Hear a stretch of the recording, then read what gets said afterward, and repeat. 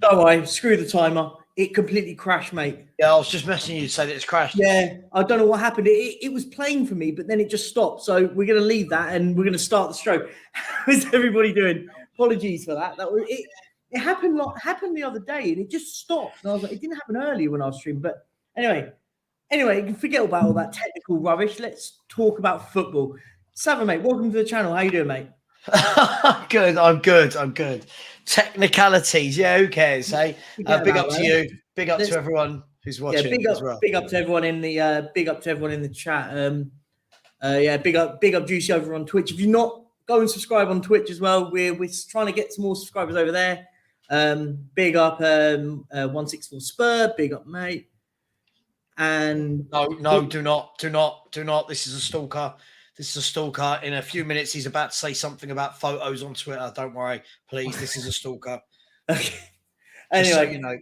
Yeah, no, that's right. It's a big up everyone in the chat and stuff like that. So reports are coming out from Mr. Romano, who we like to talk about, has basically come out and said that that the deal for David Raya is close to happening. Yeah. So I mean, they've said that obviously the personal terms have been agreed, which you would expect, wouldn't you? I'd hate to think that we would go to a player who plays for Brentford and not be able to match and double whatever they're on. But it's just about can we get it over the line? Most clubs would agree the personal terms within 48 hours. Bish bash bosh, deal's done. Of course, definitely. And from what I'm believing, I think what Romano's come out and said of today in the last few hours is that actually they're close to a fee has been agreed between the two clubs. So the personal terms between the player wants to come to Spurs, all that has been done. But it looks like that Romano of late has come in and said that a deal for the player is close to being agreeing, which, listen, they wanted £40 million, we wanted £20 million. Theoretically, it's probably going to be in the region of around 30 million quid. That's probably normally how it all ends up. And like, listen, I mean, for me, and I think you're probably on the sentiments of the sort of David Raya thing is for me, I don't really care about how much it is. For me, it's now about we need that done. I don't want this lingering in the next 2 or 3 weeks that we've still not got it done. Yeah, as I said, this should be a fairly straightforward deal, right? We've agreed personal terms. I reckon it will probably be about 33 million, somewhere in that region. Even if it's 40, get it done. That's your number one goalkeeper for how many years?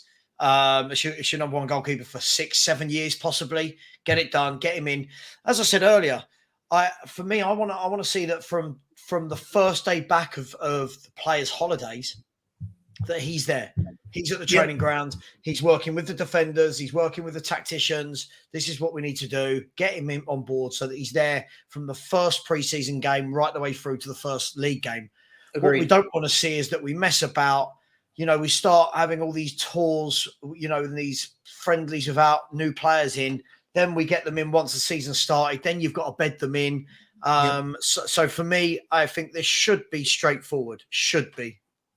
Yeah, I think you should be, and I think you're right. I think we need this is one of those players that just has to get in and over the line, and not just him. We need others to get over the line as well. It's not just a David Raya. I think we need a centre back, maybe two. I mean, we may even need midfielders. We may need we need a lot more. We need a team at the moment, I think. Yeah, and you're right. I think the key thing what we need to do is get these players over the line before pre-season starts. Because otherwise, and Bum K says, I hate leaving in, but Raya for 40 million is a bit mad. I think anything between 25 and 30 is perfect for everyone. I think the point here is it's the price, isn't it? For me, why are we all turning into accountants? Why do we care? Like, if Spurs are going to pay 40 million for him, why do we care about that? I've seen Spurs make some awful signings in the last decade.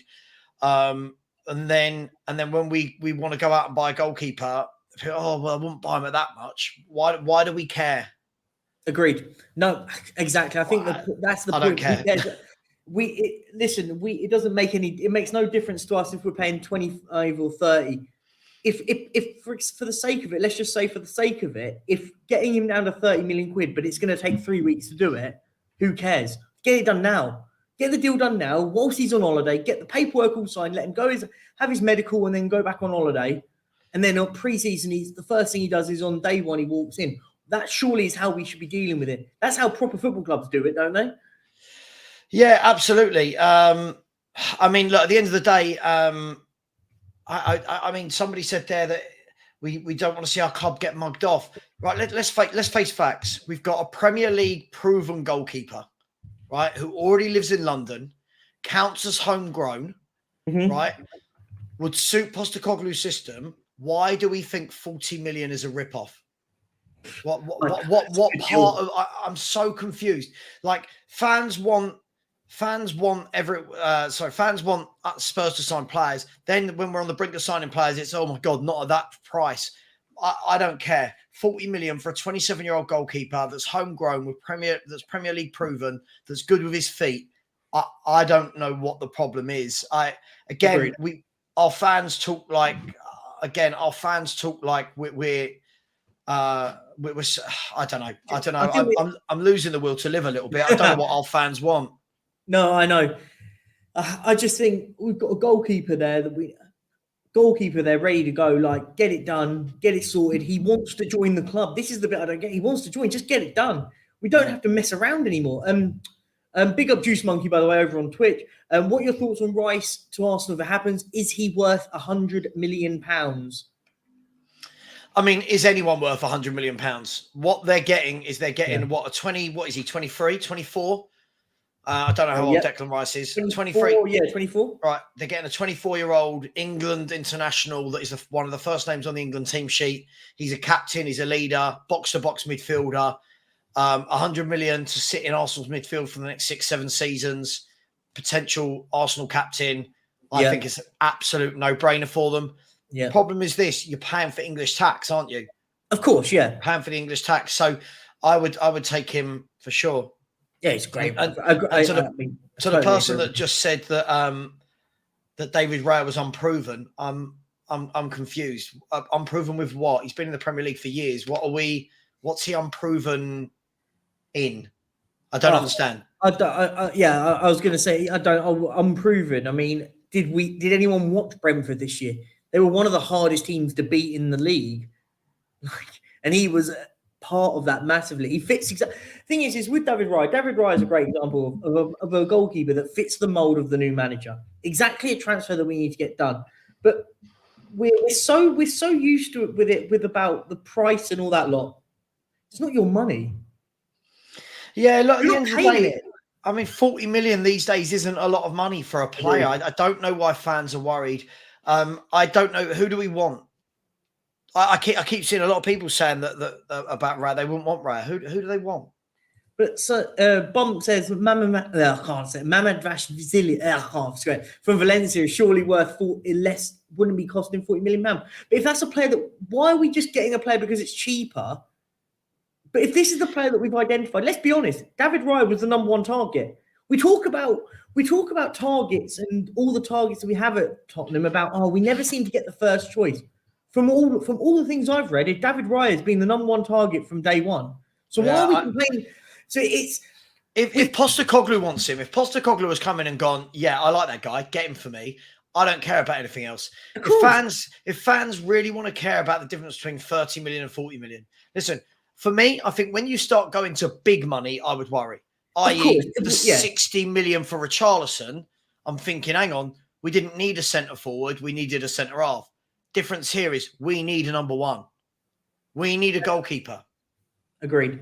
It's exactly, because if we don't sign a goalkeeper, and this is the point when we're talking about other goalkeepers, like I get the sentiment where there's goalkeepers that others want and all that, and I understand that, but these other goalkeepers haven't been on the targets of the club. We've been linked with David Raya for weeks, months, maybe.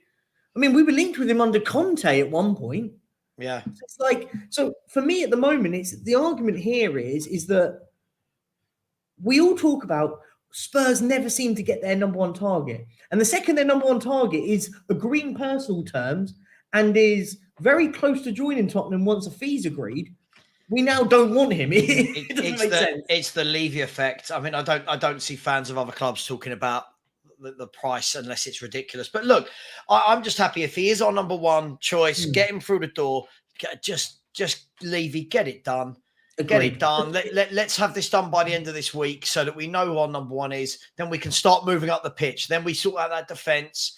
Yeah, we need an attacking midfielder as well. I think we need 2 or 3 midfielders, if I'm really brutally honest. yeah. I don't think we've got a lot of quality in centre mid. And Postecoglou plays a 4-3-3. I can guarantee you he won't want to play with 3 of ours. So yeah. Yeah, no, and Juice Monkey, Raya's a very good signing. Got to buy the right players to build the team, get them in early, and move to the next one. Exactly what we're trying to say. Exactly. Get it done quickly. Why do we want to be dealing with the David Raya situation in 2-3 weeks' time when we could be dealing with other things? Like, he's agreed personal time. Let's get it done and dusted. And I think that's a sentiment of heart. I think you share with me in that sense of just. The one thing that really bothers me, and this is a question for you here, and it's like, when we talk about transfers, don't you ever just get a bit bored at Tottenham because it seems to take forever? Like, we get linked with a plan, you go, wow, I'm excited. And then in 4 or 5 weeks' time, we're still negotiating to trim £10 million off that transfer. I'm now bored of the transfer now. We've been talking about it for 4 weeks. Yeah, absolutely. And I think one of the key things is look at the volume of players that we need to bring in this window. You know, we need a lot of players, whether they're going to be first team players, whether they're going to be squad players. We need to do a lot of ins, a lot of outs. And I don't think we can mess about. However, let's be really, really honest. So far, all we know is that personal terms were agreed yesterday. Yep. So far, all we know is that they're in negotiations right now. This could get done in 24 hours. Of course it could be. I'm not going to be too critical. If we get to, what are we, Tuesday? If it gets to Friday and we're still getting we're 10 million apart on valuation, then I'll be pissed off. Agreed. But at the moment, it's Tuesday. I think it'll be done before the end of the week. Maybe by Friday or something, we'll start hearing that Romano starts hitting out the fees being agreed, and because what will fundamentally be, it will this is my theory. I think it'll end up being 40 million quid anyway, but it will be done in installments or performance-based things, and it will end up coming to some sort of package that we pay to 40 million quid over a period. We just don't want to pay it in one lump sum. And that's what I believe in the way that we do stuff anyway. We've always done it like that. But what was it? I was just lost my train of thought. Strasbourg Steve jumped in and I lose my train of thought. It's those shirts just confused me. It's his 3,000 shirts. Yeah, Steve, I could probably squeeze you in some way. Just give us 2 seconds, mate. But so what I was going to ask you, so this is the next one. Let's start moving forward through the team, by the way. So we need defenders. Massively, we need defenders. Where do you see them and where do you think that it could be likely that these sort of defenders come from? Because realistically, apart from Romero, really, maybe if you want to count a Doji and Porro, where are we? I think we need so many defenders at the moment. Yeah, I think, look, first and foremost, let's break it down. Postecoglou plays a 4-3-3, right? At the moment, what I can see is you'll have Porro as a very attacking right back, Doji as a very attacking left back. You've got Romero in the defence. So the way I see it is this. I think we need another centre-half for the first team that plays alongside Romero, plus another centre-half that backs up that, because I don't think any of the others are any good. And then I think if you've got Adoji and Reguilon, maybe as your left back options. Yep. Porro and Royal as your right back options. One more defensive, one more attacking. That's a decent start. For me, I think the big question is who are those 2 centre backs going to be? And then we need a defensive midfielder. For me, we need a Paulinho. So, someone who does the Casemiro role, the Rodri role, great. Paulinho. Arsenal have got Partey that does that role, or Declan Rice. So I think we need a lot. We need a midfielder that gets his foot on the ball. We need some creativity. I think we need more forwards into the club. So the defence is we need more energy in this team. The one thing we lack is energy. And the one thing you did mention about the midfield, a key one was, for me, the one thing we don't have at Tottenham is different midfielders. They feel to me all the same. Bentancur feels very Basuma. They're all very similar. I think Basuma is probably the only one I would say is very much more different than the others. But then you've also got Højbjerg, Skip. Like you go, oh, there's nothing much really going on in midfield. And I think you're right. I think we need a proper defensive midfielder. Someone the ilk of the Wanyamas when they came to Spurs. That level of just proper unit in midfield. We don't have that. Yeah, I think what we need is if you're going to play with Porro, and listen, we're just surmising right now, right? We're surmising everything that we're going to do this summer is surmising.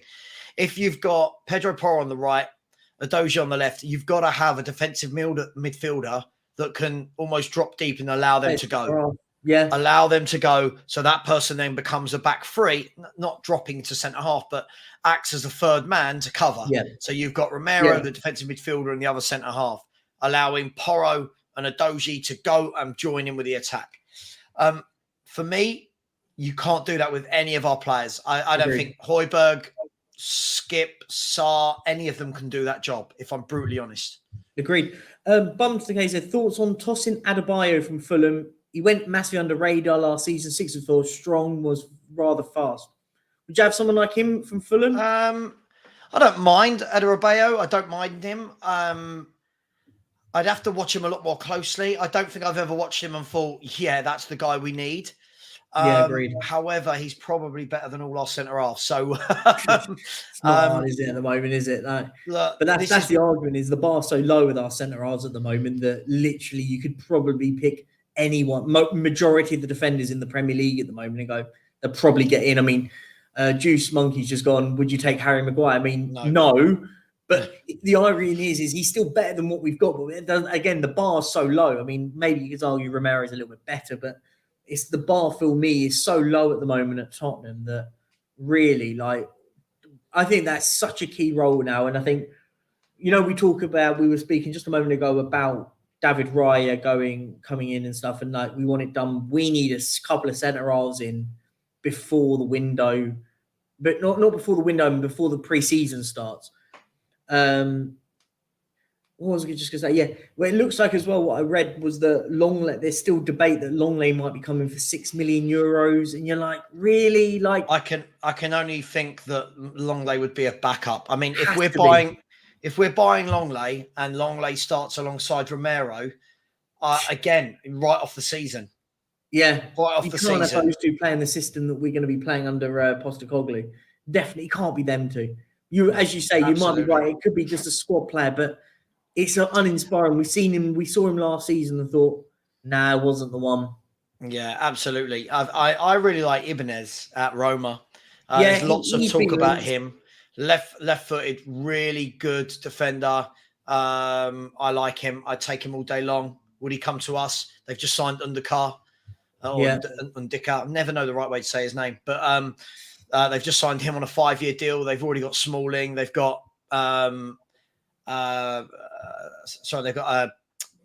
got Smalling. They've got Mancini.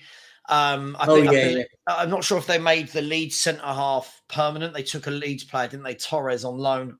Don't know if they've made him. Wasn't it Llorente? Diego Llorente. Llorente. Sorry, Llorente. They've taken him on loan. So I don't know if he's staying there. But hey, I'd take Ibanez, however we say his name. Yeah.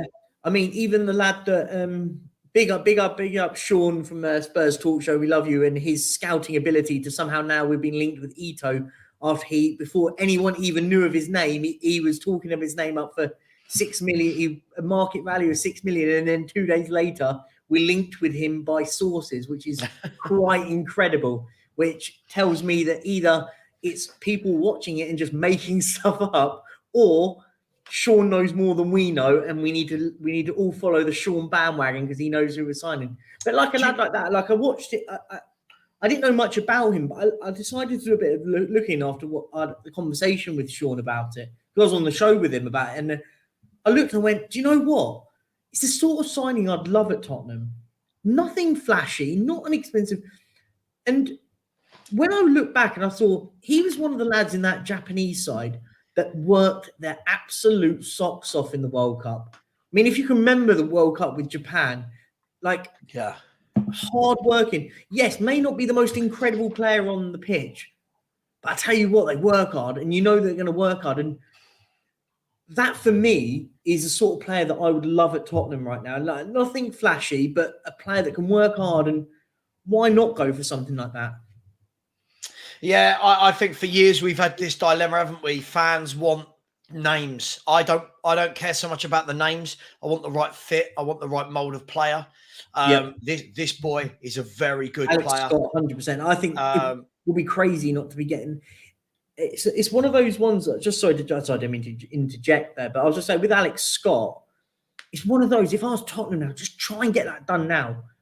Because so many clubs are going to want him. So many. It's similar. I think you mentioned it about James Maddison. You're going to get James Maddison, go quietly under the radar and go, look, do you know what? What do you want?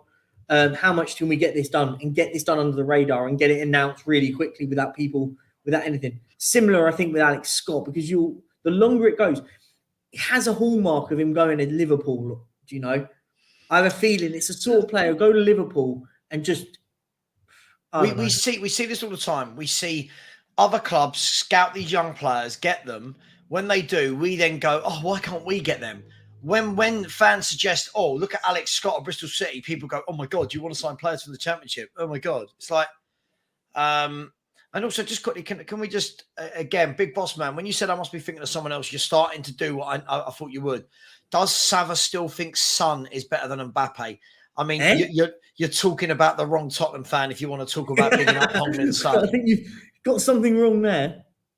Yeah, I don't trust this person as far as I can throw him. I really don't. So I'm keeping an eye. But yeah, I would never say anything as ridiculous as that. Yeah. I mean, I've seen some ridiculous things about Mbappe in the last 24 hours after the talk about him going to, leaving PSG potentially on a free or in this window. But that moves neatly on to what I wanted to talk about, actually, about Mbappe and Kane and stuff. PSG have done exactly what I've been asking Tottenham to do in the click of a finger, in the sense of acting like a proper football club, not waiting around, making it known that if, let's just say, keep it simple, Harry Kane at the moment hasn't signed a new contract, and it's at the moment the talk of the town. If you have or you haven't seen the video, the hour stream I did earlier, when it got a little bit heated when Mr. Steve came on and we started, and all the talk about Harry Kane and stuff, and it literally took over the stream for my lunchtime stream. But anyway, but my point is this: PSG have now come out because Mbappe has come out and said that he won't sign a new contract. And his contract ends at the end of next year. And the PSG's response was, fine, but we're not losing him on a free. So if he's not signing a new deal, we're selling him. Exactly what we should have been doing with Harry Kane. Yeah, I think that we talked about this. I talked about this a lot earlier. I think the difficulty with this is, PSG spent a lot of money. They'll want to recoup some money as well. They'll, top clubs don't lose players on frees if they can help it. You simply do not want to lose players like Mbappe and Kane for free. I think it's just some of the worst business that can be done.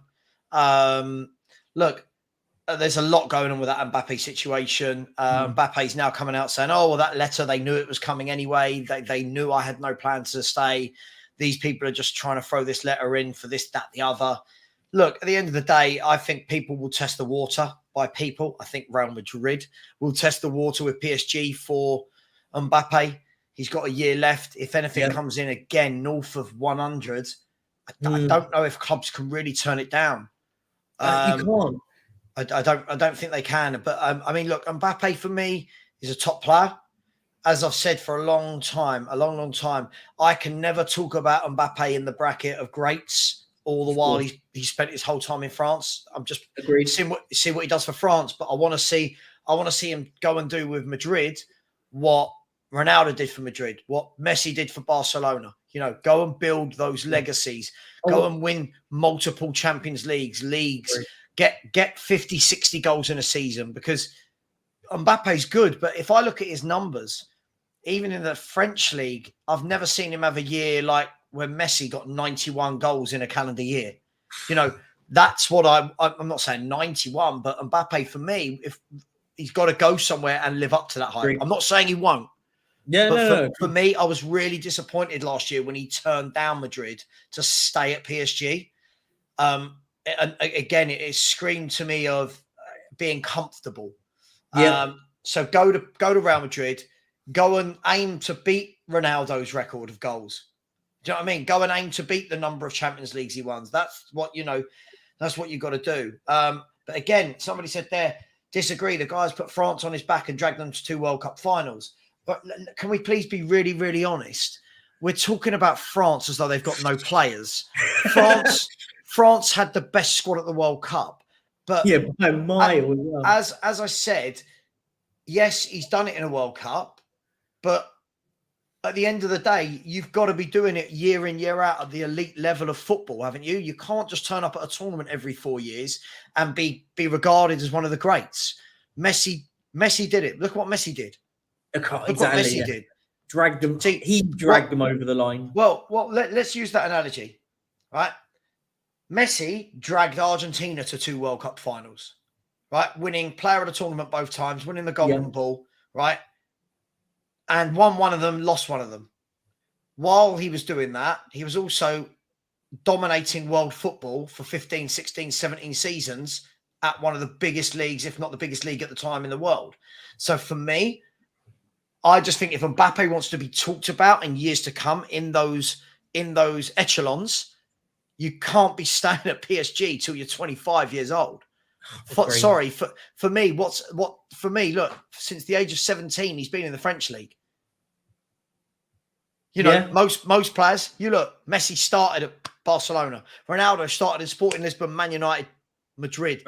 Mbappe's just that at the moment. Yeah, He's got to go. He's got to go for me. Go and. But here's the question. Here's the question though, if he goes to Real Madrid, just if, I mean, let's be honest, that's hypothetically where it'll probably end up. If you look at that team front backwards, Vinicius Jr., Mbappe, Rodrigo, then you've got Camavinga, Tchouaméni, Bellingham. Cruz, they've got a young Modric, Valverde. Yeah. Let's just say, like the more Modric's and stuff are obviously going to retire in a couple of years. I'm talking about, you look at their lads that are in that sort of 18 to 25 region. They've got a lot of very, very quality young talent now.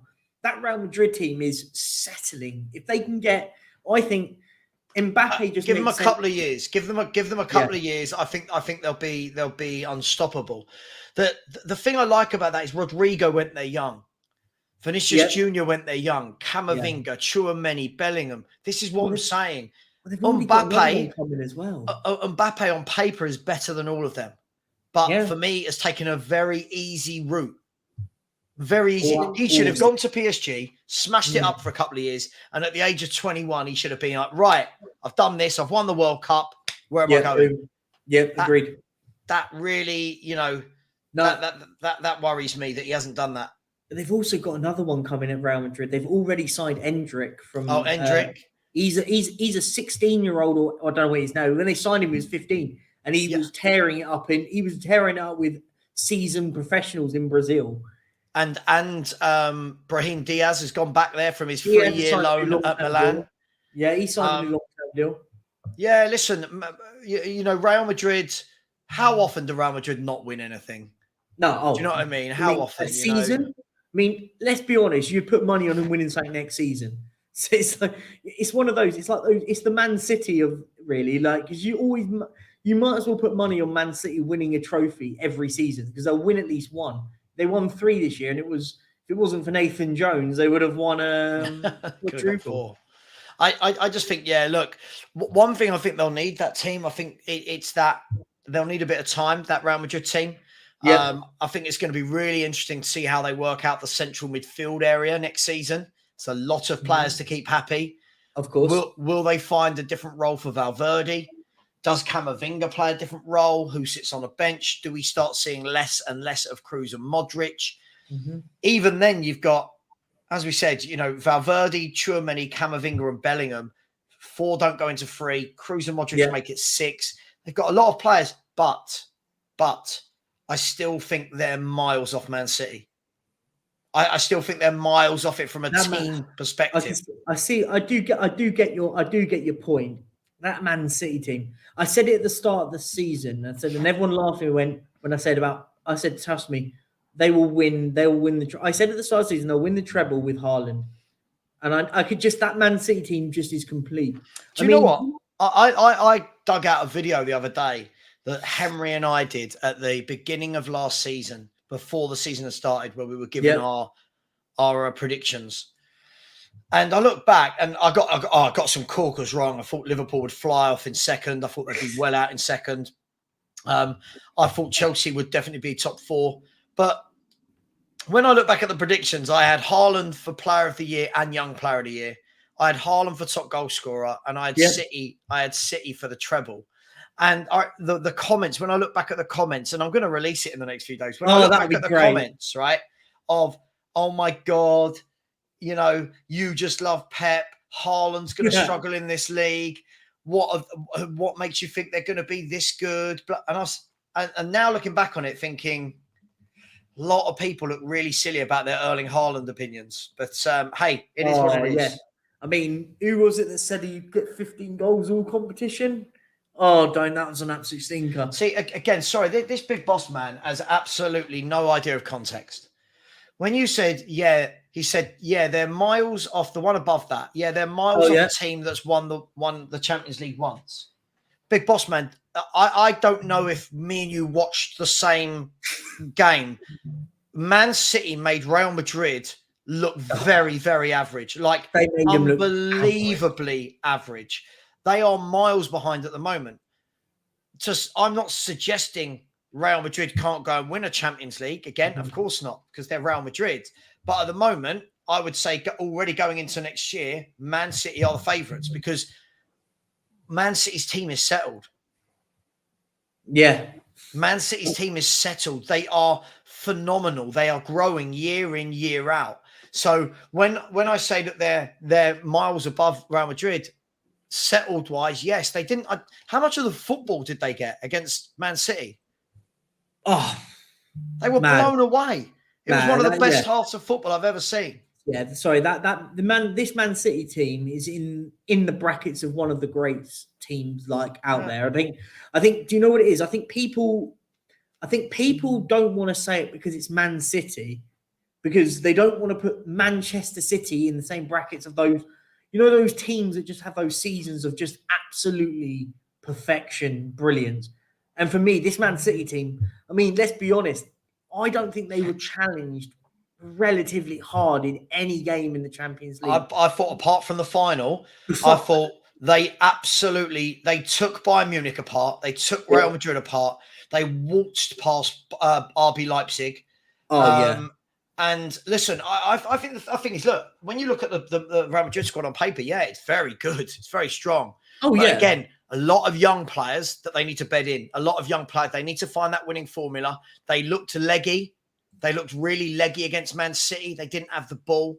I told you at the beginning of the show, didn't I? This guy, honestly, I could tell you, Perchy, that it's Tuesday afternoon. He'll find a way that it's not Tuesday afternoon. Trust me. I told you about this guy. You know, at the end of the day,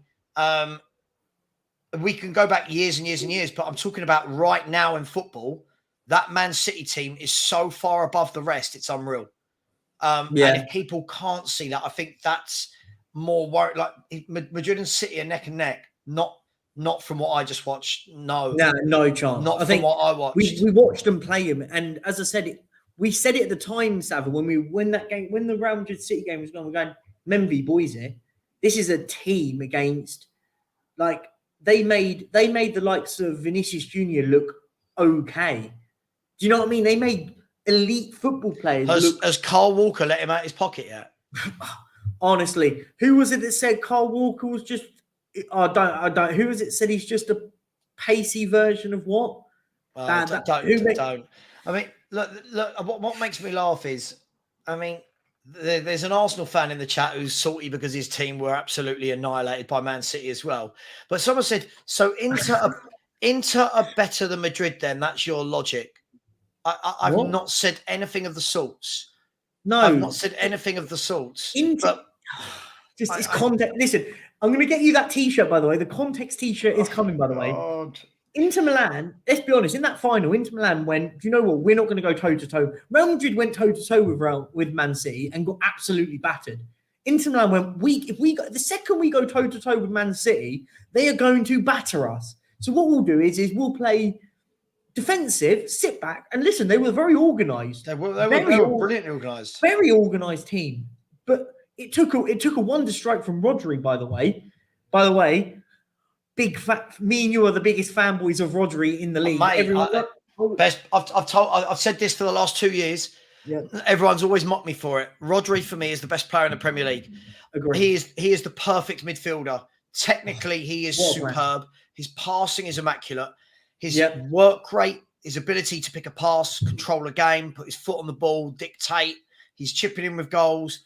For me, he is Busquets reincarnated. And Busquets himself the other week said they should replace me with Rodri. Yep. He is absolutely perfection. He is. I don't know what he can't do. He's class. Have you noticed though, like what Man City have done is just since they brought in Pep and I hate saying his name, Tiki Bergenstein. Bergenstein. Bergenstein, basically as they're a director of football. Have you noticed? Apparently, we're being called modern fans. I like that. I'm 40 years of age. I don't know what that means. Modern fans. If anything, we're literally the opposite because we actually have standards. I told you I could say anything. I told you this. I told you. I warned you at the beginning of the stream. I could say anything. I could say my name is spelled Savva. He'd find a way to prove me wrong. Look. The fact he said Kane at his best better than Rodri. I mean, we're comparing a centre forward with a central midfielder. No, Kante. I think Kante is no. I'm not having it. Kante can't play the way. Kante can't play the way, bro. Honestly, you can't. I'm not. Rodri slander does not happen on this channel. I'm sorry. He's class. He is unbelievable. You watch him play and you go, he's one of those players, those proper old school players that's just underrated, massively underrated because he's not flashy. He doesn't go and do loads. But I tell you what, when he plays, I think it's magical. You would have Rodri in your DM at any team in the world. He's better than any DM in anyone. Look, I will concede what someone said. It all depends what type of midfielder you want. Oh, of course. I'm talking about defensive midfield. But if we're talking about a midfielder that plays in a Pep Guardiola system, right? For me, Kante wouldn't work in a Pep Guardiola system. And I'll tell you the only reason why. If you look at the teams Kante's played in, they've all been very pragmatic, right? You look at the teams Rodri plays for, they are teams that get the ball and dominate possession. They kill you by passing. And who is the engine room for that? Who controls the whole game? Of course. It is Rodri. So I feel like we want to belittle people. The guy's class. He is phenomenal. He is a phenomenal footballer. People had these debates, by the way, about Sergio Busquets, by the way. The exact same thing. People had these arguments saying, oh, Busquets is not that good. Nah, he was class. But Rodri's on Busquets. People had that debate back when Busquets was playing. They're going, oh, we don't do much. Yeah, because he doesn't sit there and do fancy flicks and stuff, but he plays football. You know what I mean? If you ever watch documentaries on Barcelona, listen to Iniesta and Xavi being interviewed, they all say we're good. This guy runs the game. And there's talks that he might be off to join Messi into Miami with guess who else? Jordi Alba. Yeah, I saw that just now. So Busquets, Alba, and Messi into Miami. I mean, it kind of does make you kind of want to watch the MLS. I mean, I sit back and go, you'd love to just. I know it's a much lesser league, and these are lads that are like in their mid-30s now. But you go just to watch them play like a canter and not have to worry about anything. Yeah, well, Fabrizio Romano's just said that he's currently in active negotiations with them. Yeah. So, if they have him, Messi, man, it's. Listen, I say I grew up. I didn't at all. But when Spanish league first started becoming more and more onto Yeah. our screens, I remember that Barcelona had people in the midfield like Ed Milson and Van Yeah. Bommel. And then when Busquets came through the youth team, I just remember thinking, this boy is a genius. This boy is absolutely brilliant. And then I remember Premier League fans all going, "Oh my God, why did Pep sell Yaya Toure? He's immense." It's like, yeah, because he's got he's got Sergio Busquets. He don't need Yaya Toure. He sold Fabregas. Like he doesn't care. Like he's got top players all over the pitch. Oh yeah, no, I mean, he got rid of Ronaldinho because they had an absolute wonder in Lionel Messi coming through. Yeah, I mean, yeah. Big. Honestly, I'm not having Rodri slander in it. Also, you get banned if you do Rodri slander in this chat. That's the rules. I mean, it's a dictatorship, and that's how it goes. But yeah, no. I just love this guy. This guy's brilliant. This guy's brilliant. Savi, you do have a bias towards tiki-taka style. Nothing wrong, but admit it. Admit what? Admit that I love watching Pep Guardiola's teams play football. What is there anything to admit there? I'm worried if people don't enjoy watching it. Like, how can you not enjoy that? So weird. This guy is so weird. Like, how can you not sit back and go, do you know what? I'm just going to sit back and admire footballing brilliance or footballing heritage. Sorry, that was just for you there. And if you haven't, go subscribe if you haven't. I mean, you probably do, but just do it. Go and subscribe to Football Heritage TV and subscribe to me. I'm about 10 away from 700. So please, if you're in here and haven't subscribed, please do so. It would mean the world. Thank you so much. No, but yeah, but like that's exactly it. I mean, talking it back to a little bit back to Spurs, because we've sort of digressed, which I don't mind. I like it when we just sort of digress and just talk about absolutely anything. It's part of the fun of doing this. Talking about us in midfield, where do you see the players that we're going to start picking off in midfield? Because if it was you, and this is completely your opinion, if you were to let people go, and who would you bring in to replace them? So if you could, how many you want out and how many you want in? Who would you go with? I listen. I don't care for any of them really. I don't. I like Basuma. I think Basuma was criminally played out of position last year before his injury. I thought Conte completely ruined what was a very good player. Bentancur again. Look, I don't know with this guy. He's going to be out until what? November. Yeah. Probably won't play till the end of December. He won't play till January. There's no chance of him playing. So if he doesn't play, till January, then you may as well write him off in any kind of plans. Other than that, I don't have any love or time for Skip, for Højbjerg. For me, I think you need to go and get to play in there. I really do. I like players with a good engine. I like players like I like Matt O'Reilly at Celtic. He's a good player. I like him. I like Jensen at Brentford. I think he's a really good footballer as well. Go on. I'm just Jay Ashraf. Perchy, you said previously that bringing in an Enrique will require a lot of technical players needing to be brought in, but blah. And just confirmed that you said you would to see technical players. Don't worry. This is someone who doesn't understand the difference between how Postecoglou plays and Enrique plays. That's all it is. I didn't want Luis Enrique, not Jose Enrique. Look, I didn't want Luis Enrique because it's another high-profile manager that will want the world that we won't offer. The reason why when I say technical players, I mean hard-working players. Massive difference. I don't think we're going to go and sit there and go and sign the world. We're going to go and sign X, Y, and Z. I just want to see hard-working players. That's exactly what Postecoglou will be after. He won't be looking at... This is why when people go and say to me, Ndombele he'll thrive under Postecoglou. Will he? He couldn't even work hard in a Jose Mourinho system. He couldn't even work hard. Do you know what I mean? He couldn't work hard. He hasn't worked hard since I've seen him play. And that's what my point is. I don't get what you mean, Jay Ashraf. I don't. Let's be honest. Let's be honest. There's a huge difference between needing players that are good on the ball to play a 4-3-3 that presses, right, versus needing players that can play out and out tiki-taka. right? That's the problem. If you want to Legs. get Luis Enrique into your club, every single player has to be very competent at receiving the ball in tight areas, one-touch football, give and go, comfortable at holding on to the ball at times. There's a huge difference between that and the technical players needed. What staggers me more and more the more I do YouTube, right, is the number of people that put comments in that can't understand context and basics. It really does baffle me a little bit. Yeah. Like, it's not Context is about key, isn't it? it's not about knowing everything about football, but it's about understanding that I like Enrique's style of football. As people have mentioned, I like tiki-taka. But if you're going to play tiki-taka, you take over at Man City. Yeah. Man City can play tiki-taka. Because, I mean, let's be honest, we're going to have to strip can't. the whole team out if we're going to play that system. Yeah. Like, let's be honest, we haven't got those players at all. Big up Juice Monk. He said, would you take Ruben Neves in the midfield at Spurs? Yeah.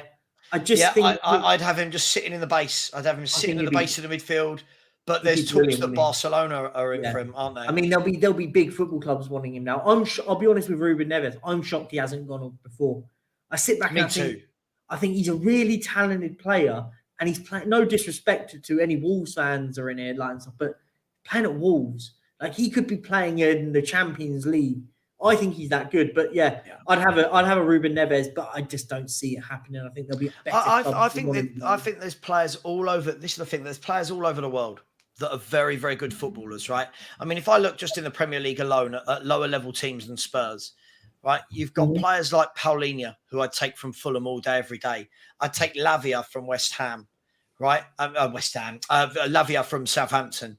I would look at Ruben Neves of Wolves.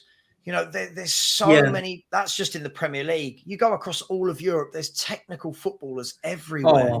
Oh, 100%. So many good players that need scouting. They don't always have to be big names. Oh, I mean, if you look at Napoli, who've just won the Italian league and everyone was loving them, right? Napoli bought in players like Lobotka, and Guisa, Kvaratskhelia, right? You know, they bought Kim Min-jae. All of these players from lower, smaller clubs that many people wouldn't take a punt on.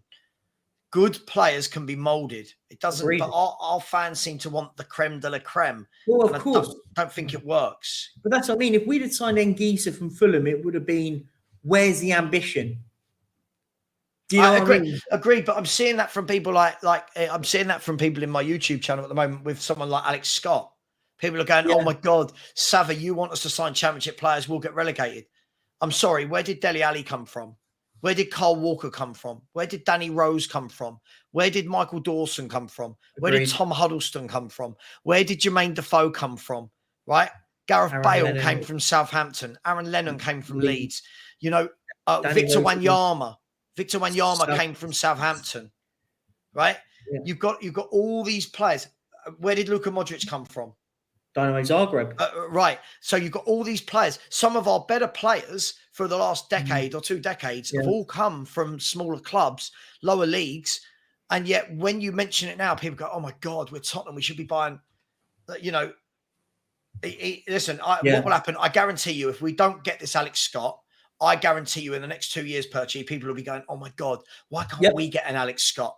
The same way it happened with Maddison when he was at Norwich. I was about to say that Maddison when he was at Coventry. I said he's a lad we should be buying. You know when you just see a young lad and you go, he's better than that team. Like, and you go and get him. And we were linked with him when he was at Coventry. Didn't get him. Went to Norwich. We were linked with him when he went to Norwich. He then went to Leicester. We just didn't take a punt. And just to sort of pick up on C for the fourth, I don't think this is at all fair. Postecoglou style works at Celtic, which is championship level. I mean, I watched Celtic play Real Madrid and look like the better team for very long if they had a periods of the goal game. Scorer, they would have been a couple of 2 or 3-0 up easy. They would have dominated them. But my point is I'm sorry, but I think that is an absolute discredit because hard work. So does that mean I think Fulham have a championship level team? Oh, they worked hard and they finished what? 2 places below us? So wasn't it like 2 points? Let's have a look. No, you might be right. I think that was Brentford who were 2 points below us, but they were. But my point being is Fulham. I think Fulham haven't got a great squad. I think they've got a championship. Sorry, yeah, two places. Yeah. But I mean, I think that's so I think the problem with people like C to the fourth is literally they can't separate individual players from a league. Like, I think he's demonstrating that now, saying the SPL is an easier league than the Championship. Oh, I see. Yeah, sorry, I see right? what you're trying to say. Hang, Yeah, hang on. yeah, If Celtic were in the Championship, they would win it hands down. There's no problem with that. yeah, If Celtic were in the Premier League, they'd probably finish where Brentford or Spurs did. Right? What you've got to remember, right, is if Celtic were in our league, they would have our money. They would have the amount of money to be able to compete, but they don't have that money in Scotland. Listen, I'm not saying the Scottish League is the best league known to mankind, right? But individual players can work from lesser teams. Let's someone that was already mentioned in this chat earlier, where did Kante come from? Yep. I know. I actually know the answer to this one. Right. Where did Mahrez come from? Same team. Right. Right. There are players everywhere. Look, to say that Postecoglou's style of football will only work in Celtic, why? Why would it only work in the Scottish League? Is he the only manager in the world that's got a pressing style of high energy football? No. Yeah. We've seen loads of teams in the Premier League have that. We're just discrediting people for the sake of it. That's all we do. Agreed. But this is the part of it that really bothers me when I sit there and I just sit there and go, we're discrediting him for that. But like, look at that Man City team and look at where the team players have come from. Stones came from Barnsley via Everton. Went through and played it. Now he's probably one of the best centre halves in the world at the moment. So it's like Man City don't necessarily go out there and spend loads of money. Nathan Ake came in from a relegated Bournemouth. Yeah. So it's like when people, this is the bit that really annoys me. When everyone says about Man City, they bought it, they cheated. Man United spent more money since Pep's been here. Man United spent Man U and Chelsea. Man U and Chelsea have spent more money than Man City. The difference is Man City run the club properly. That's the difference. They buy what they need and they get rid of when a player needs to. Let's be honest. There's talks of Gundogan leaving on a free after the season he's just had, by the way. I mean, there are talks he might sign a new contract, but it just shows that they're not. Imagine if that was us, by the way. Let's just flip it. Imagine that was us. And I'm not saying we're going to win a treble. Let's just say we win the FA Cup. Keep it simple. And when we start talking about letting, I don't know, one of our best players go out on a free, not the player not wanting, not offering one of our best players, better players, a new contract, we'd be losing our marbles. But because you can trust it, Man City, they go, do you know what? We can get rid of Gundogan because we know that we're going to go and replace him with insert this player, and then this is the next player. Of course. That's how you run a football club. Of course. The problem is Man United and Chelsea have just chucked loads and loads of money. Yeah. Now, what I will say is Chelsea, I won't be too harsh on. I'll tell you why I won't be too harsh on them, because they've chucked loads of money out in the last 20 years, and they are the most successful English club, in the most decorated English club in the last 20 years. Right? But you look at the amount of money Man United have chucked at it, right? Now look at the golfing class between Man U and Man City. I'm not just talking about in one-off games. I'm talking about league position, squad, infrastructure, coaching, plan, ethos, strategy, scouting. They are so far ahead. And this is the thing. You can have a lot of money. It's what you do with it that counts. Of course. Of course. I think that's the key bit here. Question is Jazz Fusions, but what do you guys think of the medical news about Heung-min Son that's just come out today? So I believe he's had a hernia. He's had a hernia and he's having surgery this week, and he's out, obviously, of international duty because of it. Are we worried that he's not going to come back fit because knowing what we're like at Tottenham? Or do you think it's just a nothing story and it'll be fine and he'll be back and coming back? I don't know, mate, at all. I think this is now going to be the reason why everyone's going to say he played badly because he needed this operation. Look, let's just hope he's back in time for the season. Let's hope we have a much better season from him this year than last year, because the Son I saw last year was really poor, really poor. A few moments of brilliance, but really, really poor. Oh no, and big up Phil P, the leader of the Phil Army. Phil P is the king of the Phil Army, leads it, and he's asked a question, lads. Have you heard of This Is England rap tune? Sava would love it. I've not heard of it. I don't want to hear it. I Sava wouldn't love it. And I feel like, Phil, you're going to end up sending it in group chats, and I feel like we're going to have to hear it. Please don't. It sounds horrendous. Jared Sue's come out. I'm worried about the recovery. I'll be honest. Am I the only one that's not that worried? Listen, for me, I've said all along. Look, I was really disappointed with what I saw from him last year. Does he come back better next year, or was this the start of a downfall? I don't know. I don't think anyone knows the answer to that question. We'll see next year. Could we see a new position for Son next year? I think if Kane goes, you could see him play through the middle. I think that's where he's effective. I don't think he's effective linking up. I don't think technically he's the best player at all. I think he leaves a lot to be desired. However, on the shoulder of the last man through on goal, that's where he scores goals. That's where I'd play him. But that's what he didn't do this season. I think that was the problem. There was moments I watched with Son last season, and I just went, the season before that, you take one touch, hit it, and bang, and it's a goal. This time you've taken touch, boom, lost it. Now we've got to start again. And we saw so much of that with Son in the last season. And you went, where is that? And what happened there? And Rams is just going, what are your opinions on Rice to Arsenal? I think we touched on it earlier on in the stream. We just said, I think it's a good deal. I think he improves your midfield. And I think 100 mil, I mean, that's the price you're going to pay for a player that's 24, in his prime, playing in the Premier League. So I think at the moment, 100 mil, is he worth it? Yeah. I think you're not going to go and get a better midfielder for a load cheaper. And if you go and get anyone cheaper, I don't think you're anywhere better. I think he's better than Caicedo just. However, I do love Caicedo. I think he's brilliant, but I think you've got a good player there. I think you need to focus on that, Rice. I think all the talk about getting two. No, I think you've got a good one in Rice. And guys, I just want also still going, by the way. If you haven't, please subscribe. We're currently 7 subscribers away from 700. So please, if you're in the chat and you haven't, please subscribe. It means the world. I will pin also Sava's in there. Most of you have all subscribed to Sava because he's a big-time YouTuber. I will tell him that when he gets back. But yeah, if you haven't, please can you throw 7 subs at me? 6 now. Well done. Thank you. If you've just whack it in the chat. Big up to you, mate.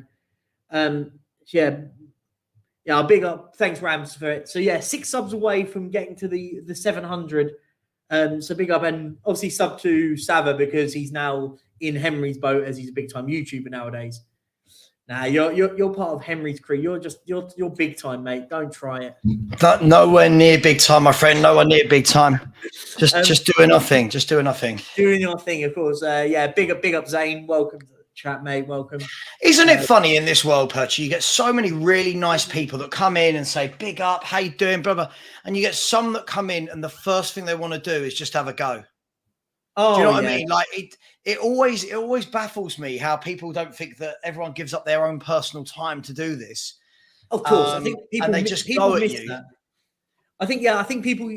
That's one thing just for the chat. I think people do miss it. I think I've obviously come into it relatively recently. Last 3 months. March was 3 months away. Yes, 3 months ago I started, and it's been brilliant. But I think people miss completely how much work goes behind the scenes. I think people just think we turn a camera on and we just say what we think.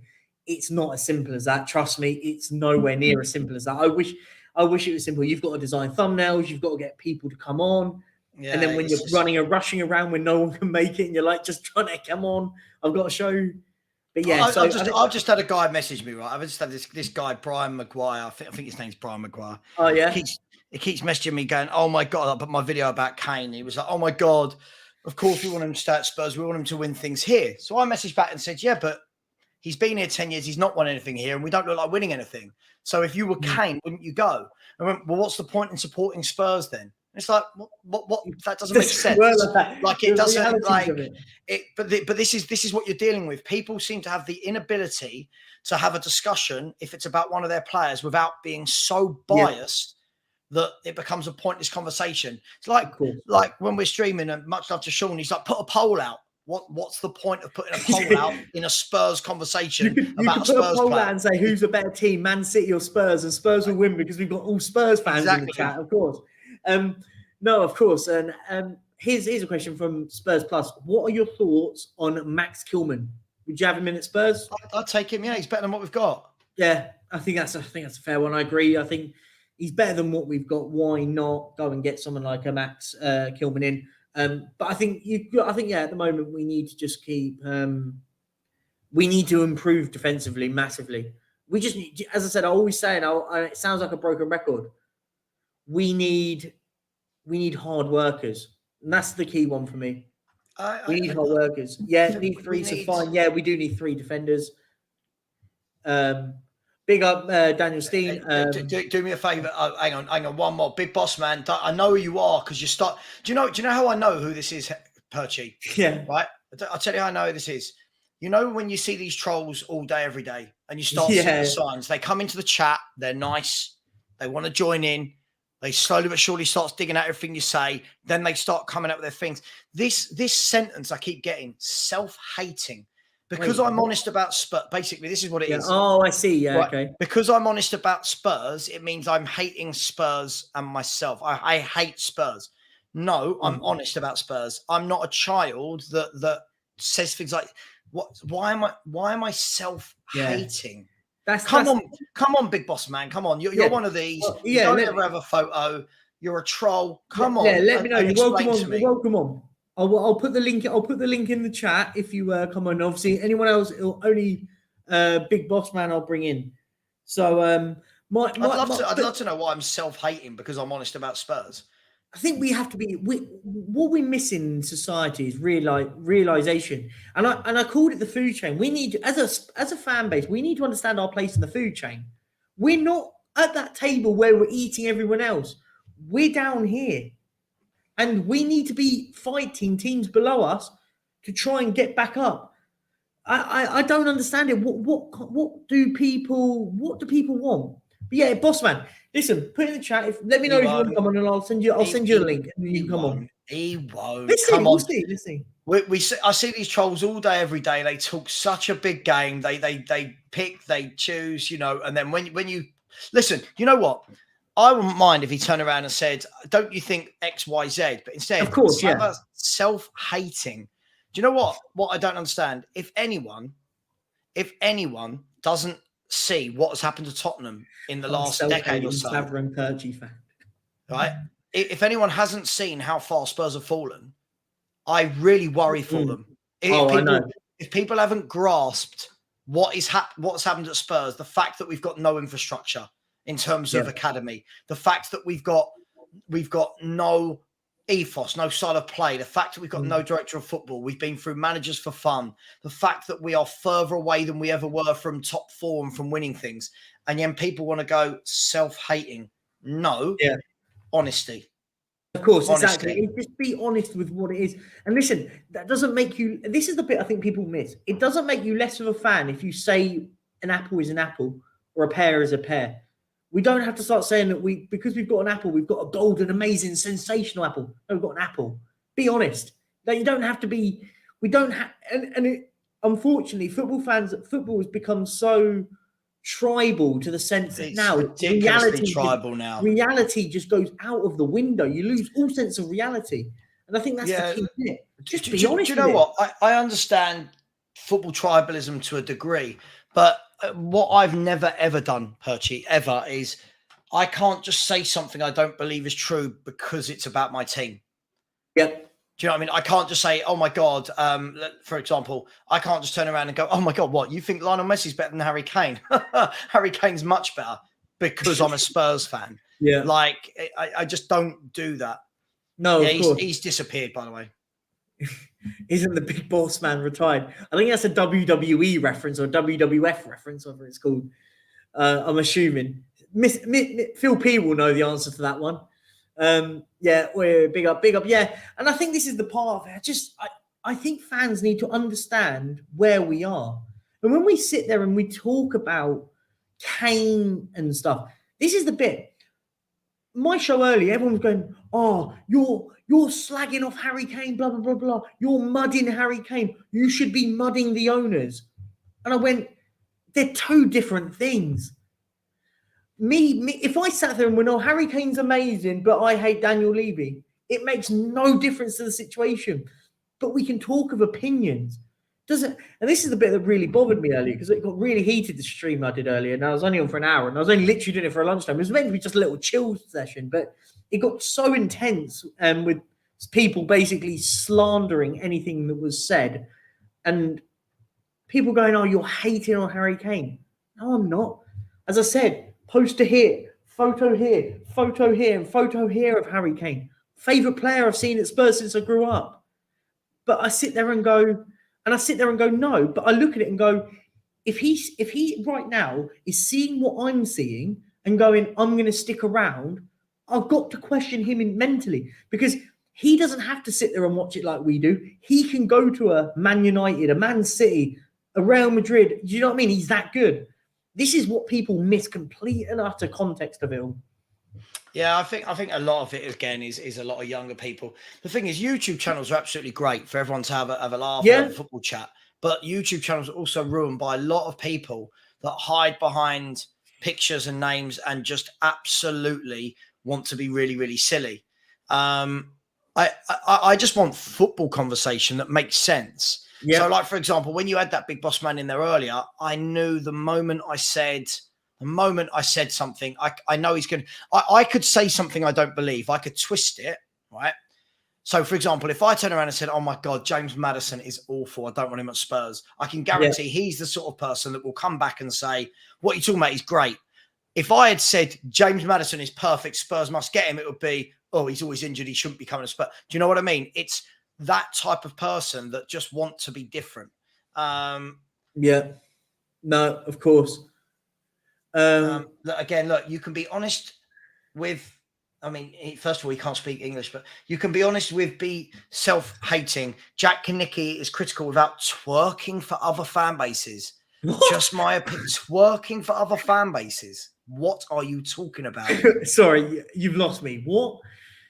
I think he's saying, because I'm honest about Spurs, that it means that I want the approval of other fan bases. I don't need the approval. Watch me when I go on to what happened when I went on to the Big Six. What happened when I went on to the top six? Right? What happened when I go on the football terrace? If anyone says something I don't agree with, I don't care what club they are. Look at how me and Grizz went at each other. He was talking about Liverpool. Was I twerking? No, I went straight in at him about his prediction. It's just honesty. Like, do you know what it is? Is that I can't remember who it was that said it. It might have been Terry that said it. Is that what we've got now? Is we've got football now, and fans are so political that they feel like they have to be polite and honest and not on it and approving of their own fan base and their own club, that they can't be honest with themselves. I think we've all lost all honesty because we all want to be talked about. Oh, I don't want to be the person that says Harry Kane must go. Why? It's just say what you feel. Like, it doesn't make what Sava says, what I say, is negative. It doesn't mean it means that self-hating, as you put in here. The point is now it's about just being honest with yourselves. Just be honest. It's call a spade a spade. That's the term, isn't it? Yeah, man. Listen, it's okay to be. It's okay. I think where this fan base has gone wrong a lot of the time is I've watched Last Word on Spurs for years, and it's only recently they now decide to want to start telling the truth about the club. When I used to ring up, this is how far back I'm going, Perchy. When they used to have a radio phone-in show, right? And I used to phone in, I was told I'm negative and all this. I said all this would happen. And this isn't me saying, oh, I told you so. This was my worry about Tottenham. I was worried this was going to happen, right? Chris Cowlin sits there and tells the world, it's disappointing if we don't finish fourth next year. It's these type of people that don't tell the truth about our club, that people love. They get thousands and thousands watching their live show because they say all the positive things. They go on Sky Sports and Chris Cowling will say the positive things, right? That's great. That's all well and good. I'm not that type of football fan. I'm the type of football fan who will say it as it is. And if Sky Sports got me on, they'd be in trouble because I would be talking about how bad the club has been run. I would be talking about this has been happening for the last 23 years, but a few Champions League campaigns has papered Yeah. over those cracks. Yeah. Our fan base, a lot of it want to hear it. The other half really don't want to hear it because it's painful, because it's truthful, because it is the truth. Yeah. Yep. Yep. Before you finish, I just want to finish this one, and I'm going to say it on your behalf here. Sean called you out, then you insulted him. Disgusting. Newsflash, big boss man. Newsflash. We all sit in group chats on WhatsApp and laugh about everything that goes on stream. It's all theatre. Sean and Sava are mates. I'm mates with both of them as well. Don't make up stuff. When you don't know what's going on, we all sit back and we all laugh at what's going on. We go, do you know what? Sean and Sava had a big heated debate. We always do. We always have. They're adults. They don't sit there and go, oh, well, I'm going to leave the group chat because you don't like my opinion. No, because we're adults, guys. Can I address someone in the comments? This guy follows me around as well, like a bad smell. Ten Hag the GOAT. So Sava, since you think you're on the same level as Villa, why aren't you happy with this season, considering you only finished a point from them? I think if I have to explain this to you, then you are really, really not very clever at all. I said we're on the same level of Villa because of how badly we've run the club. Yeah. They're going that way. We've been coming this way. It's not a compliment that we're on the same level as Villa. That's not me saying, oh my God, I'm really pleased we finished at the same level as Villa. My worry is that from where they've come from in the last 3 years since being promoted to where we were under Poch is, but like, if you don't understand that, I can't. Yeah, I can't help. Like, and this is what I mean. It's people like that in the chat that they're probably, probably people, no job, sitting at home, mum's basement, no friends, play Call of Duty all day long, want to come on here with a picture of Ten Hag, a silly name that's made up, and then say stupid shit like that. Yeah. And you know what? I love calling it out. People tell me to ignore it. I like calling these idiots out. It's too much fun. Big up, Perch. You need to be on the Big Six. Have been. I've been called up once to be on there.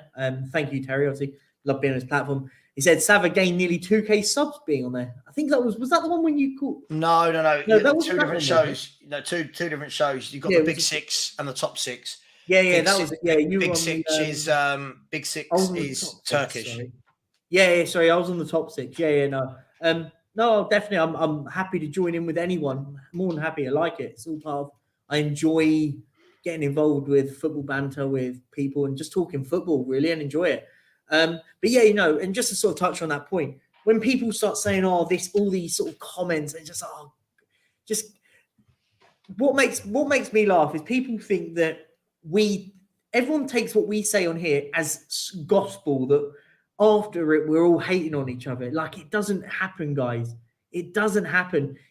We all have group chats and we chat on WhatsApp and we all have debates. Like, we argue and we debate on group chats, but we're all civil. We're all mates and we just have football conversation. It doesn't have to always, because there's an argument or a debate that's happening that's got a bit heated, doesn't mean anything. We just chat about it. And listen, would you rather have sat here and talk going, well, I don't agree with you. Okay, let's move on to the next sub. Like, do you know what I mean? We're not robotic. We're just people. We're fans of the football club. Just like you lot are. You're all fans of whatever club you support. That's how it should be. Let's move on from that because it got a bit too far. Next season, let's talk about next season. We've got no Champions League, and we've got no European football period. Sorry, I don't know why I went for the Champions League, only because we just have finished them.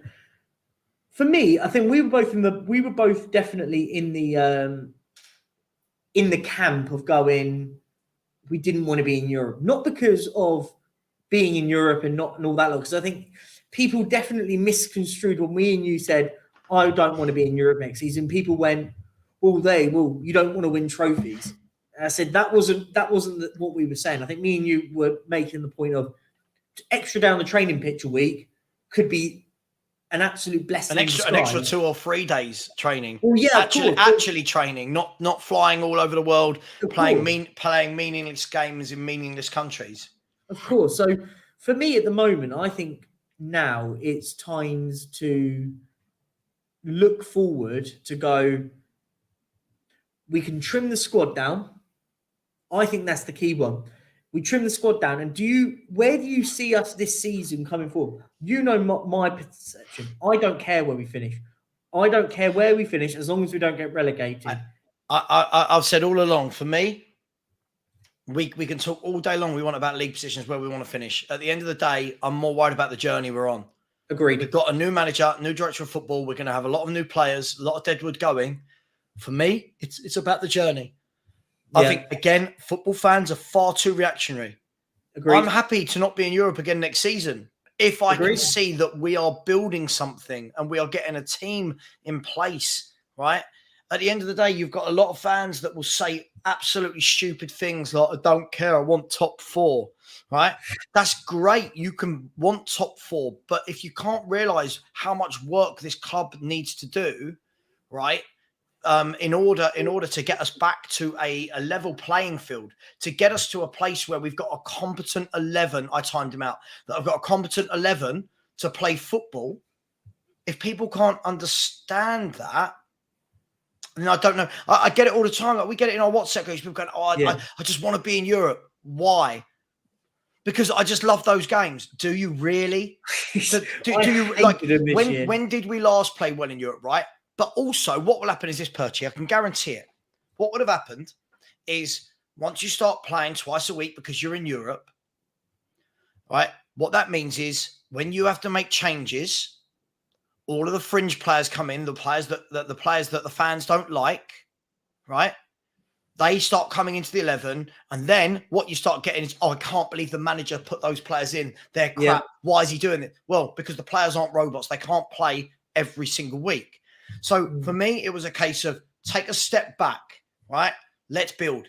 But Agreed. No one seems to want, everyone wants to talk about Poch's painful rebuild. But when we actually get a manager in that's going to build from the ground up, everyone then wants to put pressure on how successful we must be immediately. Now, the last thing I'd say on this, Perchy, is look how many teams are above us. Yep. Right?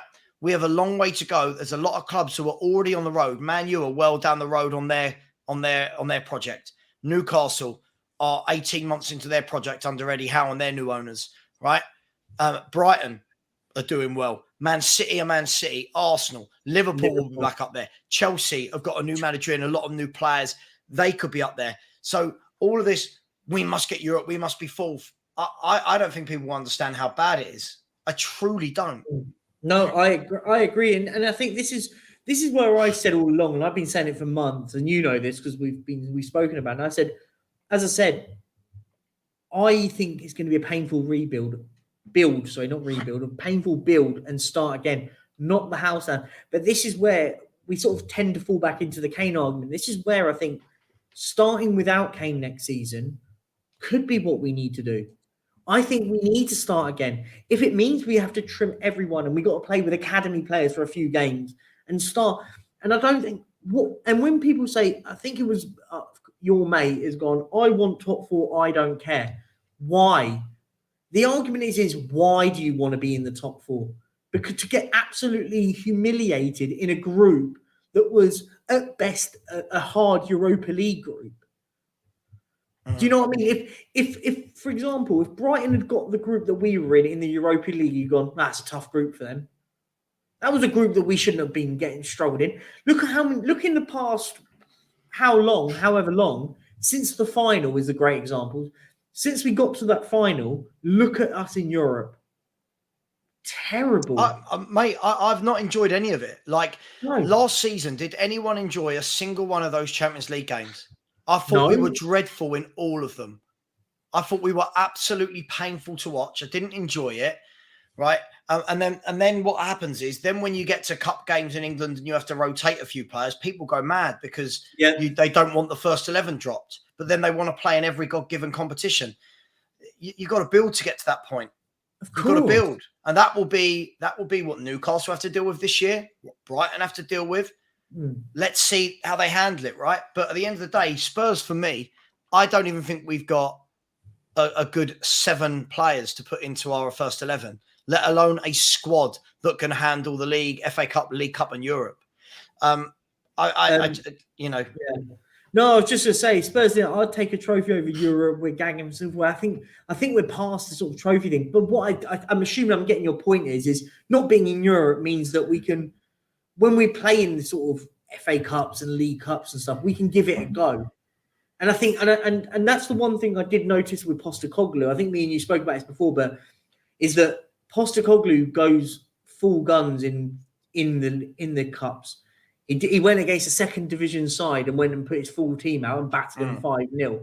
So for me, I don't have an issue with that. I don't think we're good enough to go and win a cup because it means that at some point we're going to have to play Man City, Man United, Arsenal, or Liverpool, or Chelsea. If the further you get into it, you're most likely, unless we get lucky and on the third round, Man United play Man City or Chelsea play Arsenal. I think a lot of fans come out with throwaway comments. I truly believe it. They come away with, let's just put all our eggs in that basket. Okay, we put all our eggs in that basket, but you could get Man City in the third round and get knocked out. And it's over. Like and then people go, oh, we didn't go for the cups. No, we were beaten by better teams. Yeah. Right. For me, I just think, again, next year, I'm not personally putting any pressure on the manager for league position, for winning a cup. Agreed. I think we're miles away. You know, Poch got away without. Poch is one of the most loved Spurs managers ever, and that guy didn't even win anything. Yeah. So why are we going to put pressure on this guy who hasn't even had a game in a Spurs shirt yet, a Spurs manager yet? It doesn't make sense. No, I totally agree. Poch is after Caicedo for £80 million. Yeah, I mean, that midfield will be absolutely monumental next season. Caicedo, Enzo Fernandez, and who's the other fella they've got in centre midfield? Stewie. Hey, hello, Stewie. How you doing, mate? Who's the other lad at Chelsea got in midfield? So I didn't hear who you said. Sorry, say that again. No, because Dan just said Poch is looking to try and sign Caicedo for £80 million. I said if you've got Caicedo, Enzo, and I can't remember who the other fellow. They've got Chukwuemeka, who's I think he's going out on loan. I think he's going out on loan from what I've read. They've got Mount, Gallagher, Chukwuemeka, Enzo Fernandez. If they get Caicedo as well. They've let Jorginho go. Kovacic has gone. Ruben Loftus-Cheek has gone. I still think I reckon they'll get Caicedo and one more. Probably, yeah. I mean, they're already offloading, aren't they, as well? Already, look at if you've got Caicedo, depending on the formation Poch plays, if they've got Caicedo and Enzo Fernandez in a 2, depending if they want to add a third body with them. Well, I mean, you might go and play 4-2-3-1 and then just put Nkunku in number 10 and just go game on. And then they got Caicedo, Fernandez in that midfield, and then, Mudryk and Madueke, and then they just go and buy a striker. And people go, Chelsea are crap. Listen, they're going to be playing. They're going to be playing once a week as well. Look, at the end of the day, I think Man City for me are far gone from everyone, but there's a lot of teams up there now that are in either in transition or into their journey, and I don't think we've even started ours yet. So, when I made those comments about Aston Villa, I think a lot of people again straight away were like, Aston Villa are crap. What can they do? And it's like, well, already Aston Villa. I look at their crop of central midfielders compared to ours, right? If you look, they've got Douglas Luiz, Yuri Tillemans, Jacob Ramsey, John McGinn, and I'm missing one. Right, a good selection of players. Buendia. They've got players there. So Douglas Luiz, did you miss? Was that no. They got Luiz, Tielemans, McGinn, Jacob Ramsey, Buendia, who obviously plays a bit further advanced. They've got players like Kamara, Watkins, Matty Cash, Moreno. They'll buy a few more as well. I think we've got to, but we just naturally we belittle these teams. Naturally, everyone goes, "Oh, yeah, they've got no pull over us," and you're like, "Okay, well, we'll see." But that's the thing. I think people, and this is what makes me laugh. And Spurs fans are brilliant at it, by the way. You guys are brilliant at it because you get it. I'm sorry, I have to say it because everyone goes, "Oh, Chelsea are crap. Chelsea are crap." What do they normally do when they finish mid-table? What in recent histories? What do they go and do? They go and win the league. I'm not saying that Chelsea are going to go and win the league, but yeah, they'll be fine. They'll be Of course fine. they They're will playing be. once a week already. Look at an 11 they can put out compared to what we can already, right? Let's just assume Caicedo signs for them already, right? They could put out they're going to buy a goalkeeper. We know they are. Let's just assume they get someone like Onana. They can have Onana, Reece James, Badashile, Fofana, Chilwell. They could have Enzo Fernandez and Caicedo. They then could have Nkunku, whoever the new striker is, and we don't know what Poch will be able to do with the likes of Mudryk and Madueke. We don't know, right? Already, look at the number of players I mentioned there. Now, when you look at Spurs 11, you go, right, we could have, all right, Raya, cool. Porro, Romero, Adoji. I don't like any of the other defenders. Basuma, Kane and Son. It's like, I don't, there's not really a lot of substance to it. So, of course, I think they'll be fine. I mean, look at that. I mean, that's an attacking three, and then with it, put a striker in there, Nkunku, Mudryk, and Madueke. Like, I just sit there and go, like, come on, like, how can you can't start going, Chelsea are going to be in trouble next season. They're not. People were already going on Mudryk's crap and all this lot. He's a young lad that's just moved from a Ukraine at the moment, which is going through a lot of problems at the moment, and to settle straight away into London, he will be absolutely fine. There's a reason, and I always go back to it. There's a reason why Brentford wanted him before everyone else, because they normally get it right. Brentford seem to get it right most of the time. Spurs were after Ibanez. Yeah, good player. I think we both agree we'd have him in. Yeah, apparently I've just seen that Man City has said that any Saudi Arabia side that comes in for Riyad Mahrez will have to pay an important fee. That's the latest news. So Riyad Mahrez, the latest that could be going out there to Saudi Arabia. Another top player, by the way, Riyad Mahrez. Like, another one of those players that you just go, what a player. Like, it's class honestly, just technically gifted. One of those players that doesn't get all the highlight reels, but I go and watch him play all day and night. So realistically, mate, I was going to ask, I've just lost my train of thought. I've just completely, I'm assuming I was going to mention about England, but I'm assuming you're not going to bother with watching England play, are you? They're playing this weekend, right? Yes. Yeah, I'm on a stag do. I can't. Oh yes, this is your stag do weekend. Yeah, not mine, not my stag do. Yeah, not yours. Yeah. So yeah, I'm sure someone will try and find to watch it, but I'll be, watching England play. What is it, Malta? Malta, yeah. Will be why are they playing these games? Why are they playing these games when the season's finished? Like, it's just madness. Is Jack Grealish in the team? Because he could probably still be drunk by the time he turns up. Like talking of that, Jack Grealish is the last bit I want to talk about. Like, before we wrap up, we're going to wrap up in a minute, guys. But I'm going to talk about Jack Grealish for a second, because Jack Grealish got a lot of stick. Not recently, but he got a lot of stick about it. And I watched a young lad in the last few days, and I've seen people slander him, going, oh, he's meant to be a professional football player. Why is he acting like this, acting like a hoodlum?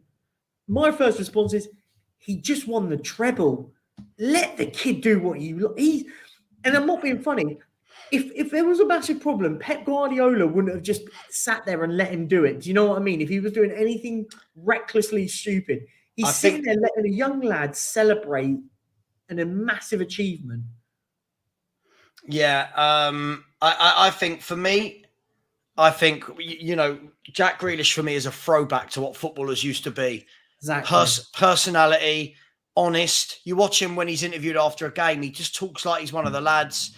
Doesn't look like he's been media trained to the point where he's talking to everyone like they're idiots and robots. Yep. I think, he just won the treble. It's a lifelong dream of his. He's worked hard to prove the doubters wrong. Who cares? There's pictures of him and Haaland getting drunk on 24-hour benders. They just won the treble. Do you know what was amazing? The best image or video I saw was the morning after, 6 or 7 o'clock in the morning. He's still wearing the kit that he played in. Ah, brilliant. Brilliant. The medal round his neck, and he's singing with a load of Man City fans. That's just what you want. Isn't that what isn't he what most football fans look at and think you're normal? Like you're a normal guy. You're one of us. You're rich. You're a footballer, but you act like one of us. You act like how we would if we'd won the competition, right? And they've just had how many games this season would they have had? 60 odd in all competitions or whatever? It was over 60 they played this season. And we're saying that the day after they've won the Champions League, they're not allowed to blow off to get drunk. I mean, come on. Yeah, seeing that, I would be completely wrecked if I won the treble. Exactly. I mean, if we'd have won the Champions League in Madrid, I would have been partying until 6 a.m, maybe longer. Let's be honest. They've won 3 trophies this season. Let that sink in.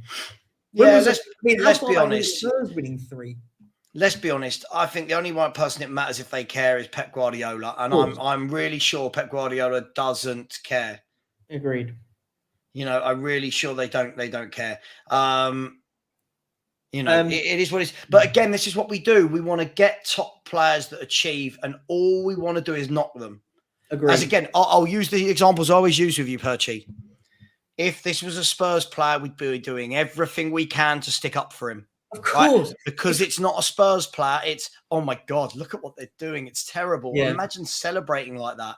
Agreed. Imagine being 27 and 22 years of age, just completing the hardest feat in world football. Getting drunk because they can't do that all season. And then fans going, oh my God, it's just awful. Bad, isn't it? Who cares? Exactly. Just enjoy. Let them enjoy it. I just wanted to leave it on that because it was for me, it was a really good note because I sit and watch him. I'm going, him just walking around with where he took one of those securities yellow vest. I just was like, do you know what? We'd have all done exactly the same thing. Let's not beat a man for doing it.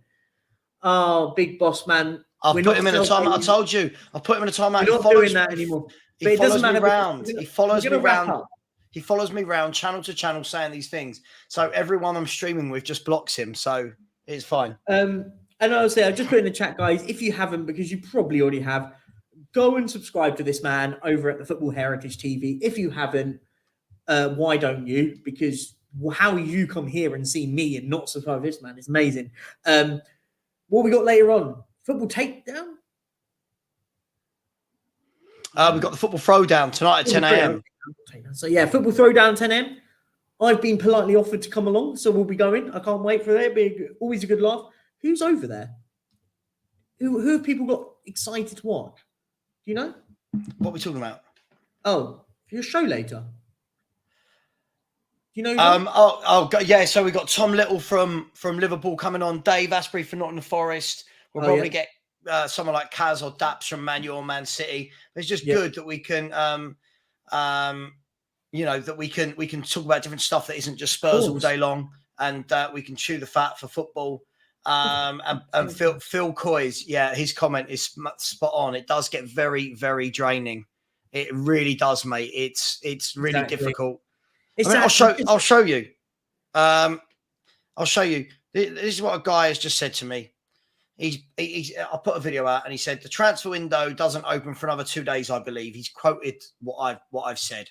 Yeah. Saying, you call yourself Football Heritage. You sit on YouTube all day trying to compete with teenagers and then get your basics wrong. Who would have thought? What an expert. Now, what's the need for that? When does the transfer window open? I believe it's. Does anyone know? I want to say it's Thursday or Friday. I think it's this week. Does anyone know? In the chats, just quickly, can anyone tell me when does the transfer window open? Officially. Anyone in the chat? Come on, people in the chat. I think it's definitely this week because I know the fixtures come out on Thursday. I know that one. Oh, tomorrow. There you go. Tomorrow. Oh, tomorrow. So, but I don't. But let's be frank and honest with that. It's kind of irrelevant because players are being signed now. Yes, they won't be registered and won't be able to officially join their clubs until tomorrow. But players have all been going on, so I don't get the. I don't think people understand it. So I think it's absolutely mind-boggling. But I think it's time. I think we wrap up now, guys, because why not? And guys, and it's just the last point in the chats, guys. you got to bear in mind, we put out our evenings and stuff for you guys to watch stuff. I know it's not like me plating and stuff like that, but just understand that we're just sharing our opinions. You don't have to agree with our opinions, but if you don't agree with our opinions, don't just go, you're wrong, or I don't like what you're saying. Debate with us. That's what we're here for. Sav is one of the only ones that I see. No, there's not many that sit and interact with us in the people in the chat. I'll be honest. I've been speaking to a few people about not doing that anymore. It's more than it's worth, because unfortunately you get people that ruin it. You get people that ruin that, and unfortunately I try to make it as inclusive as possible. I try to interact, but there are some people that want to ruin that. And look, all I say is, people don't ruin these things.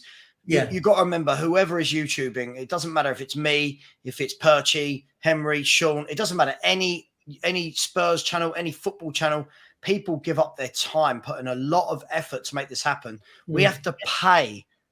I don't know if people know this. We have to pay for StreamYard. We have to pay for thumbnails to be made. We have to pay for videos to be made, paid for equipment, right? Exactly. So when people are just going on and on, like, just think that sometimes people are just doing this to chat football. That's all it needs to be. All right. That's all it is. Agreed. And listen, it's all about just having a good time. We're just like you guys. We're football fans, just like we're football fans. We're just having an opinion, and that's all it is. It's just an opinion. Nobody's is right or wrong, unless it's wild, like some of my mate Alex's absolute wild things. But big up Alex. He comes up with some wild stuff, but he is a lovely guy.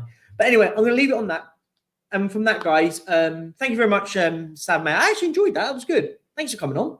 No, enjoyed it. Thank you very much. Really enjoyed it. And everyone in the chat, big up to all of you guys. And we did hit the 700 targets. So we've actually got to 700 subs, 300 left. And then, as you all know, there will be some fun streams at 1K. Once we get some money, once the money comes in, then we'll be starting to be doing a big charity stream for my uncle. See, people that know, obviously I've mentioned it to you guys. So listen, from that, guys, big up. Thank you so much. And Sava, mate, thanks for coming along. Always, man. Always. See you later. Tonight. Cheers, mate. Bye.